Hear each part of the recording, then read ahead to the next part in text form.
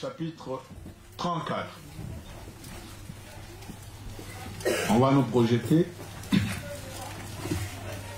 à partir du verset 28. Exode 34, 28. Moïse fit là avec l'Éternel 40 jours, 40 nuits. Il ne mangea point de pain et il ne but point d'eau. Et l'Éternel écrivit sur les tables les paroles de l'Alliance et les 10 paroles. Moïse descendit de la montagne de Sinaï, ayant les 2 tables du témoignage dans sa main. En descendant de la montagne, il ne savait pas que la peau de son visage rayonnait, parce qu'il avait parlé à l'Éternel. Aaron et tous les enfants d'Israël regardèrent Moïse, et voici la peau de son visage rayonnait, et ils craignaient de s'approcher de lui. Moïse les appela, Aaron et tous les principaux de l'ensemble vinrent auprès de lui, et il leur parla. Après cela, tous les enfants d'Israël s'approchèrent, et il leur donna tous les ordres qu'il avait reçus de l'Éternel sur la montagne de Sinaï. Lorsque Moïse eut achevé de leur parler, il mit un voile sur son visage. Quand Moïse entrait devant l'Éternel pour lui parler, il ôta le voile, jusqu'à ce qu'il sorte. Et quand il sortait, il disait aux enfants d'Israël ce qui lui avait été ordonné. Les enfants d'Israël regardaient le visage de Moïse et voyaient que la peau de son visage rayonnait. Et Moïse remettait le voile sur son visage jusqu'à ce qu'il rentre pour parler avec l'Éternel. Amen. Et cette histoire s'agit bien de Moïse. Dieu a appelé Moïse à la montagne de Sinaï. Et Moïse, il a écouté la parole du Seigneur, il a obéi. Dans le chapitre 19, le verset 3, la Bible nous dit que Moïse s'est présenté à la montagne devant Dieu. Et Dieu lui a parlé. Et comme les enfants d'Israël avaient aussi besoin que Dieu, à leur retour, puisse le parler, qu'ils entendent eux-mêmes la voix de l'Éternel, Dieu lui a dit, va voir mon peuple, tu leur diras qu'ils se préparent. Parce que notre Dieu est saint. Alléluia. Et parmi les exigences de Dieu, sa sainteté, Dieu ne change pas. Quoique nous changeons, mais Dieu reste saint. Il dira dans Lévitique, et l'apôtre Pierre l'a repris, soyez saints car je suis saint. Soyez saints dans toute votre conduite. Et par rapport à sa sainteté, il ordonna à Moïse, dis-leur, qui se prépare pour s'approcher de moi, qu'ils lavent leurs vêtements. Et le troisième jour qui se présente, moi je vais descendre pour leur parler. Et la Bible nous dit que les enfants d'Israël, ils ont écouté Moïse et ils se sont préparés, lavaient leurs vêtements. Mais spirituellement, c'était leur cœur, parce que Dieu n'a pas besoin de nos vêtements. Alléluia. Dieu ne regarde pas ce qui frappe les yeux, mais Dieu regarde directement au cœur. Comme ce matin, nous sommes là devant lui, il regarde notre cœur, il regarde notre disposition de notre cœur. Alléluia. Ils se sont préparés et ils se sont approchés de Dieu. La Bible nous dit que c'était le moment là que Dieu a donné à Moïse les 10 commandements, dans le chapitre 20.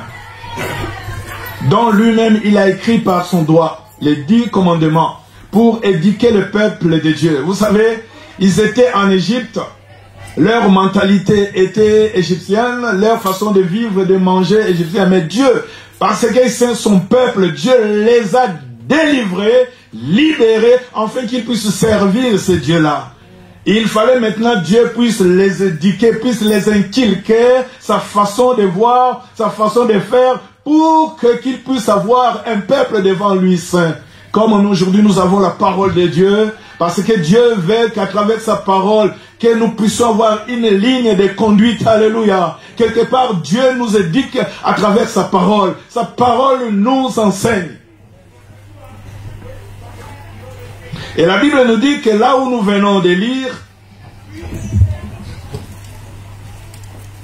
Moïse, à la montagne de Sinaï, il a fait 40 jours, 40 nuits.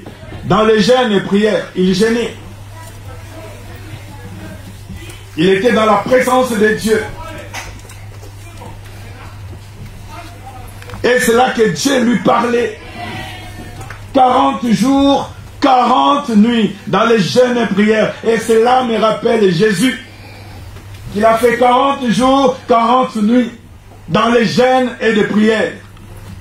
Et Dieu lui a parlé. Il vivait la présence de Dieu. Dans la présence de Dieu, c'est là où il y a des choses spirituelles se réalisent. Dans la présence de Dieu. Vivre la face de Dieu. Et Dieu parla à Moïse comme un ami. Dieu parla face à face à Moïse. Jamais cela n'a été fait. Dieu parlait à Moïse comme un ami. Moïse était l'ami de Dieu. Il le parla face à face. Et la Bible nous dit que Moïse maintenant descendait, il descendait de la montagne. Et lui, il descendait de la montagne. Mais ce qui est formidable dans ce texte, la Bible nous dit, lisons le verset 29, Moïse est descendu de la montagne de Sinaï, ayant les 2 tables du témoignage dans la main, en descendant de la montagne. Il ne savait pas que la peau de son visage rayonnait. Moïse, il ne savait pas. Lui-même, Moïse, ne savait pas que sa peau rayonnait. Lorsque son frère le regardait Aaron, lorsque le peuple d'Israël regardait Moïse, il voyait que Moïse rayonnait. Bien-aimé, celui qui demeure dans la présence de Dieu, il rayonne. Alléluia. Est-ce que nous croyons à la présence de Dieu ce matin? Et parce que nous croyons sa présence, bien-aimé, il faut que nous rayonnons. Parce que dans la présence de Dieu, c'est là que nous rayonnons. Moïse rayonnait, son visage brillait. Ah, je me rappelle. Si quelqu'un est dans des jeûnes et dans des prières, dans la présence de Dieu, il brille. Et je vais nous rappeler ce matin, sachons-le. C'est lui qui est dans la présence du Seigneur. Il y a quelque chose qui est en lui, que le monde ne peut pas voir. Mais les esprits de ce monde remarquent que cette personne-là a quelque chose en lui parce que le Saint-Esprit de Dieu nous scelle. Le Saint-Esprit de Dieu nous mise à part. Le Saint-Esprit, il met il y a un signe. Celui qui craint Dieu, celui qui marche dans la volonté de Dieu, celui qui marche dans la crainte de Dieu, bien-aimé, sache-le qu'il y a quelque chose sur ton front, que le diable le voit, que les esprits malins le voient, même les sorciers le voient, ils voient en toi, il y a quelque chose qui brille. Moïse, lui, ne savait pas. Vous savez, en fait, si Dieu, il est en train de se manifester dans la vie d'un quelqu'un, la personne lui-même ne pouvait pas dire, oh, le Seigneur m'utilise, vous ne voyez pas, est-ce que remarquez? Non. C'est les autres qui vont les remarquer, alléluia. C'est les autres bien-aimés.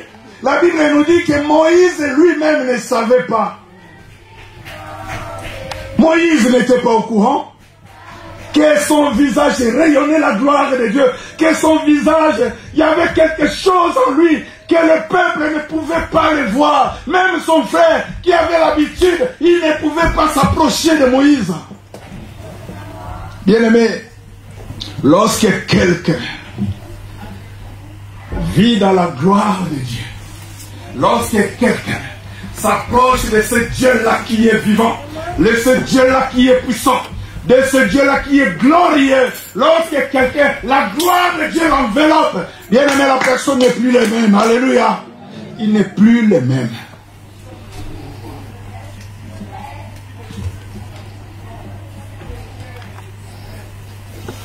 La Bible nous dit que Aaron et tous les enfants d'Israël regardaient Moïse.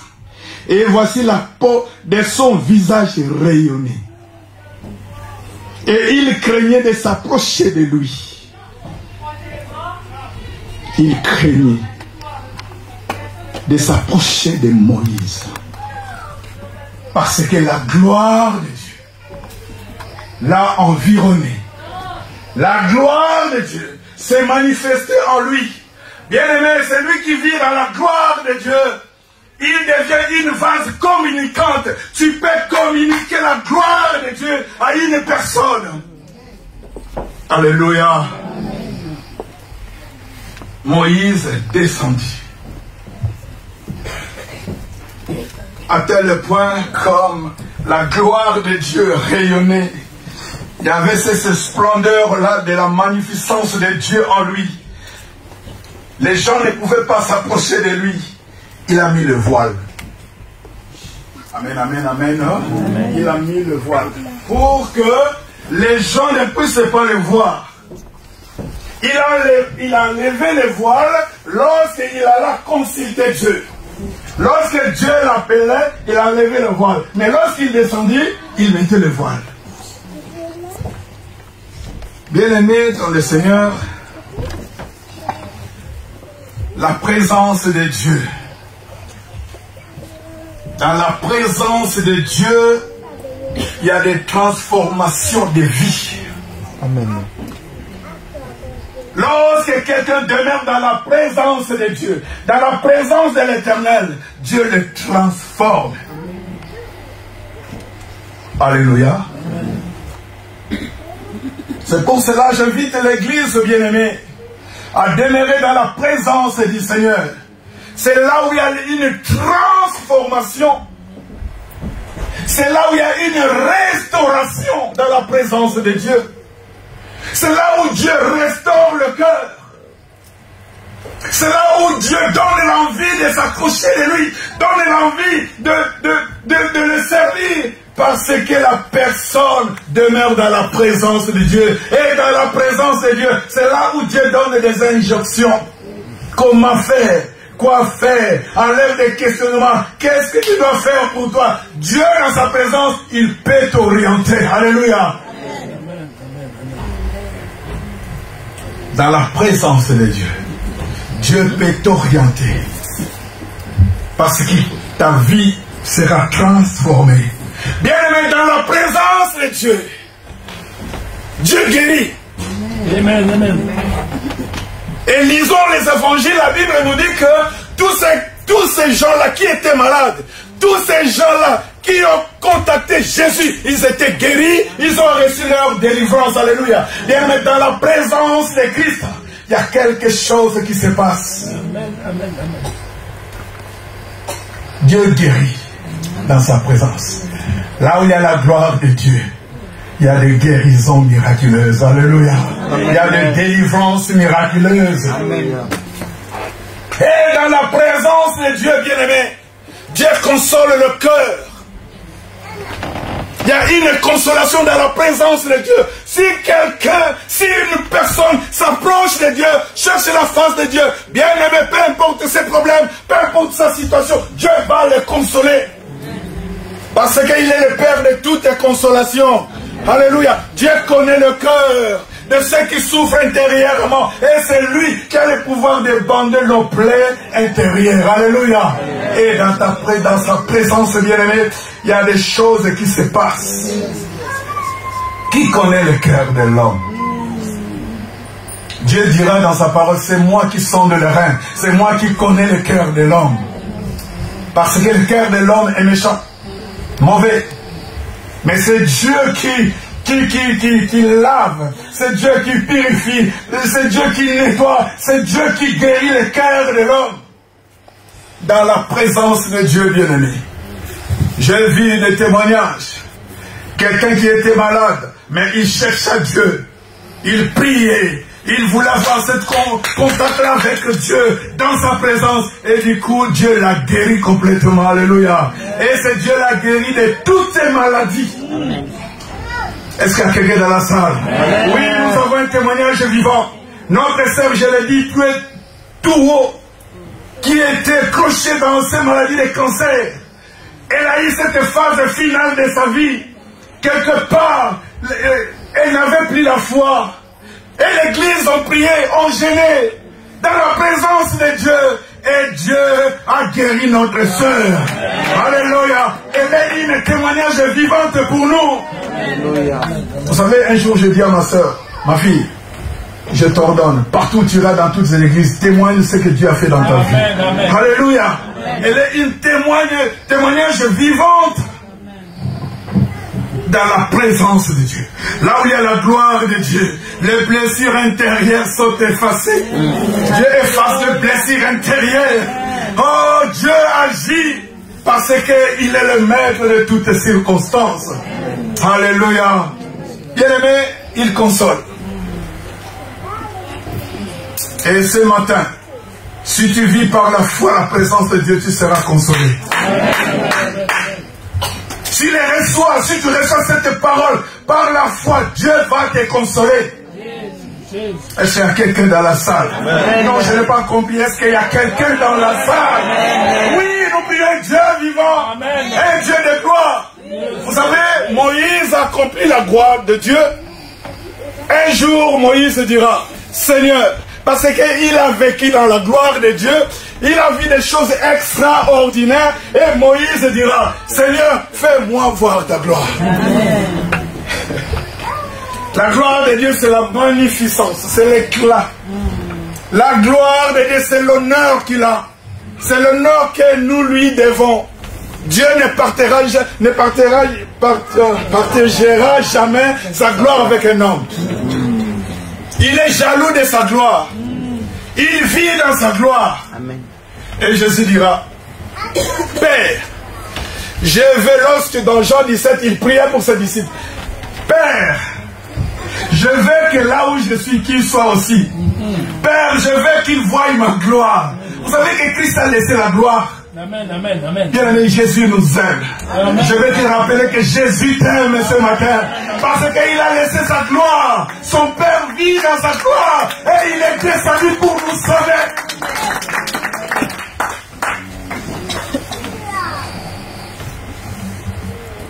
Bien aimé, la gloire de Dieu.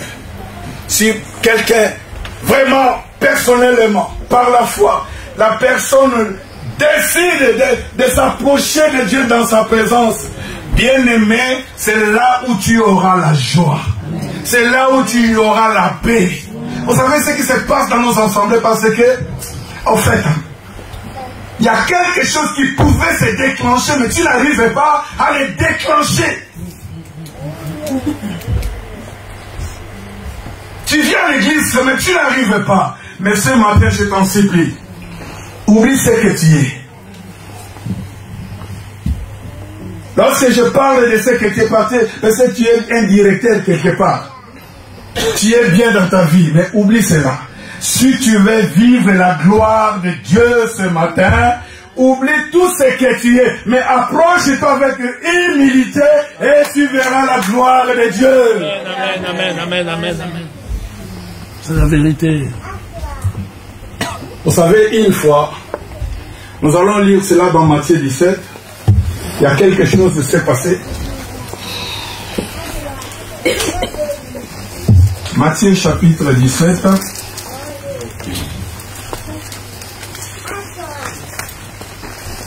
Vous savez, les choses de l'ancienne alliance, ce sont des choses de l'ombre à venir. Et ce sont des choses qui s'est manifestées dans le ministère de Christ. Vous y êtes, le chapitre 17, l'évangile selon Matthieu. À partir du premier verset, je lis. 6 jours après, Jésus prit avec lui Pierre, Jacques, Jean, les 3, parmi les 12, et son frère. Et il les conduisit à l'écart sur une haute montagne. Vous allez remarquer que tout se passe à la montagne, à la hauteur. C'est à la montagne. D'où me viendra le secours? Je lève mes yeux vers les montagnes. Et Jésus lui-même allait toujours à la montagne pour prier. Toujours à la montagne. Toutes ces grandes villes bibliques s'étaient conçues à la montagne. À la montagne, c'est les auteurs. À la montagne, c'est l'approchement de Dieu. Alléluia. Et Jésus a amené ses disciples à la montagne. Et lorsqu'ils sont arrivés à la montagne, la Bible nous dit, le verset 3.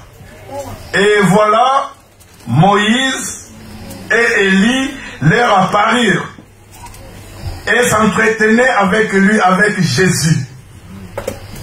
Alléluia. Pierre, prenant la parole, lui dit, Jésus, Seigneur, il est bon que nous soyons ici, donc nous restons ici. Bien, mais c'est lui qui vit la présence de Dieu, n'a pas besoin de se retirer. Nous soyons ici. Si tu veux, je dresserai ici 3 tentes. Une pour toi, Jésus, une pour Moïse et une pour Élie. Et la Bible nous dit que lorsqu'ils ont vu, c'était la transfiguration. De la manière dont les enfants d'Israël, ils ont vu Jésus, le visage, Moïse, le visage transformé, ils ont vu aussi les apôtres, les 3, ils ont vu aussi Jésus, le visage transformé, avec Élie, avec Moïse, alors qu'ils étaient déjà morts. On se pose la question, pourquoi Jésus a choisi seulement Élie et Moïse? Et dans l'Apocalypse, nous allons comprendre que les 2 témoins qui sortiront après, alléluia, les 2 témoins dont l'Apocalypse nous parle, ça sera Élie et Moïse. C'était la transfiguration. Leur figure était transformée. Ils rayonnaient. Il y avait un changement complet de l'expression du visage de Christ, de Moïse et d'Élie. C'est ça que les enfants d'Israël ont vu à cette époque-là. Lorsqu'ils regardaient Moïse, c'était la transfiguration de Moïse, parce que le visage était rempli de gloire. Ils ne pouvaient pas le regarder. Vous savez, Pierre a dit, Seigneur, si on pouvait construire des tentes, parce qu'il voulait demeurer dans cette présence-là. La présence du Seigneur. Et je bénis le Seigneur parce qu'à partir d'aujourd'hui, toute la semaine, nous serons dans la présence du Seigneur. Alléluia. Et nous allons vivre des choses extraordinaires. Parce que toute la semaine, nous serons dans la présence du Seigneur. Vivre dans la présence du Seigneur, qui est une bénédiction. Approchez-vous de Dieu et il s'approchera de vous. Et ce matin, si quelqu'un, je dis bien, veut s'approcher de Dieu, Dieu dira dans sa parole, il s'approchera de lui. Si quelqu'un, tu prends une décision là où tu es ce matin, tu veux t'approcher de Dieu, tu veux une transformation, parce que dans sa présence il y a la délivrance, dans la présence de Dieu il y a la libération, les choses changent, parce qu'il y a la gloire de Dieu. Et lorsque la gloire de Dieu se manifeste, bien aimé, écoutez-moi bien, tu veuilles ou pas, il y aura changement dans ta vie. Alléluia. Est-ce qu'il y a quelqu'un qui a compris? Amen. Nous allons lire Psaume 29. Ce verset m'a bouleversé.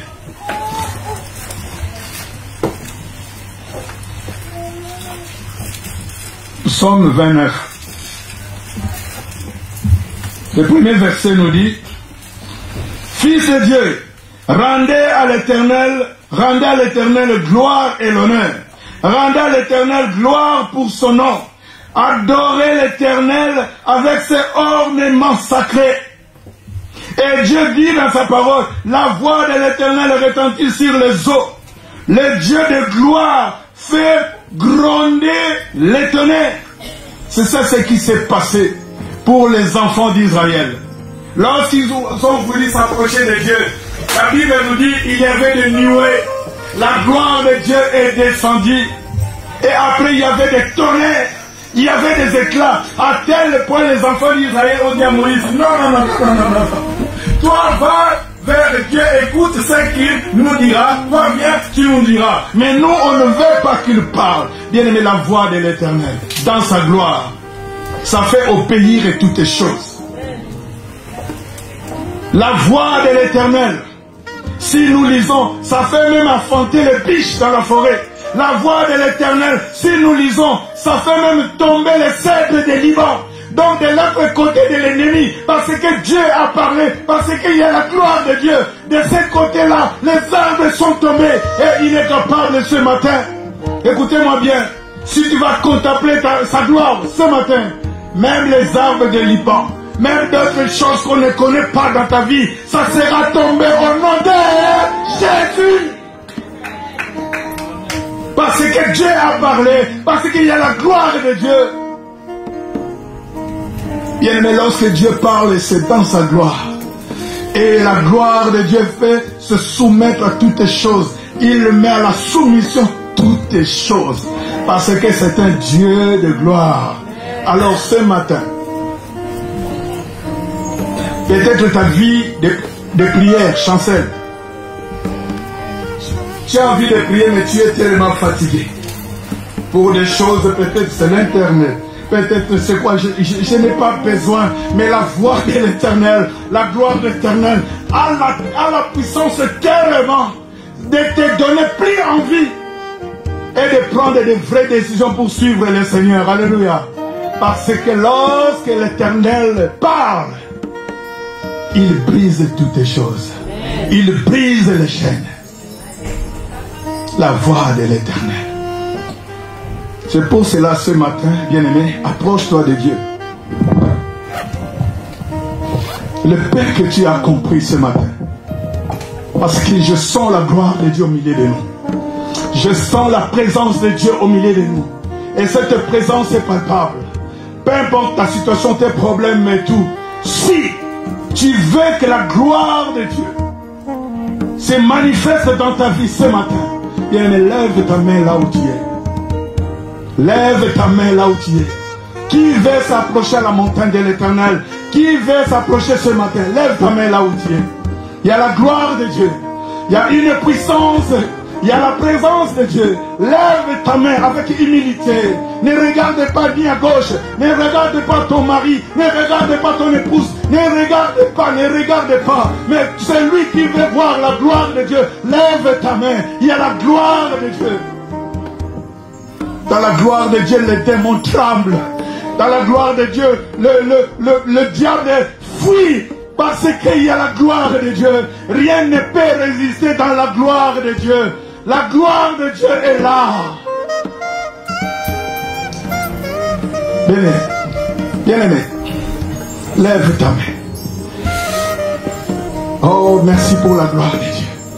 La gloire de Dieu peut changer ta vie de prière. La gloire de Dieu a le pouvoir de changer ta vie de consécration. La gloire de Dieu a le pouvoir de changer ta vie du couple. Oui, dans la gloire de Dieu, Dieu change la vie des couples. Oui, il transforme même les couples. Dans la gloire de Dieu, rien ne peut résister dans la gloire de Dieu. Lève ta main ce matin. Si tu veux vivre cette gloire-là. Oh Jésus, merci. Oh Seigneur, merci. Gloire à toi, Jésus. Alléluia. Alléluia. Jésus, que ta main nous touche encore ce matin.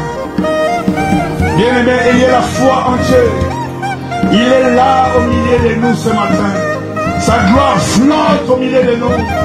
Il y a l'aspect spirituel au milieu de nous. Si tu veux cette délivrance de la gloire de Dieu, élève ta main. Mets-toi debout là où tu es. On va prier, on n'a pas le temps faire. Nous voulons rentrer dans la gloire de Dieu. Lève-toi là où tu es. Lève-toi, toi qui as élevé ta main, lève-toi. Lève-toi. Lève-toi. Alléluia, lève-toi. Il y a une puissance de Dieu. Alléluia. Peut-être que tu es fatigué. Tu es découragé de la vie chrétienne. Tu es découragé, tu es prêt à abandonner Jésus. Mais la gloire de Dieu peut te réconforter, la gloire. Alléluia. Mon touche. Ah, ta présence est là, Jésus. On va chanter ces cantiques. Alléluia. Amen. Touche, Seigneur.